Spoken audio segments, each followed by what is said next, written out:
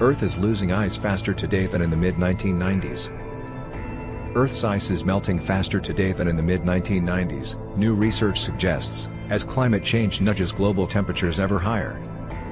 Altogether, an estimated 28 trillion metric tons of ice have melted away from the world's sea ice sheets, and glaciers since the mid-1990s.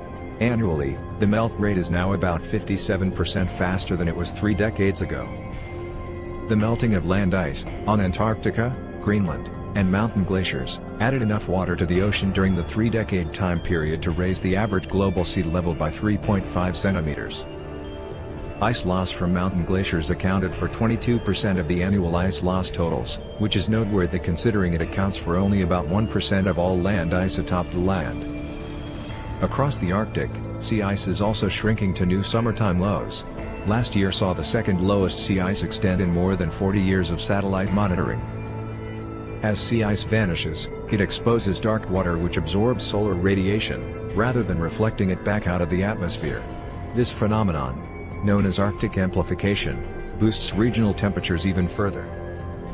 The global atmospheric temperature has risen by about 1.1 degrees Celsius since pre-industrial times. But in the Arctic, the warming rate has been more than twice the global average in the last 30 years. Using 1994 to 2017 satellite data, site measurements, and some computer simulations, the team of British scientists calculated that the world was losing an average of 0.8 trillion metric tons of ice per year in the 1990s, but about 1.2 trillion metric tons annually in recent years. Geologist Gabriel Wilkin said that calculating even an estimated ice loss total from the world's glaciers, ice sheets, and polar seas is a really interesting approach and one that's actually quite needed. In Alaska, people are keenly aware of a really interesting approach and one that's actually quite needed. In Alaska, you can see the changes with the human eye.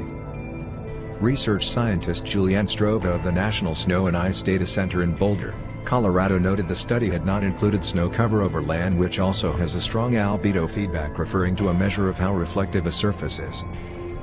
The research also did not consider river or lake ice or permafrost, except to say that these elements of the cryosphere have also experienced considerable change over recent decades. By wearing masks, we can reduce the risk of spreading the virus, and that will help protect our collective health.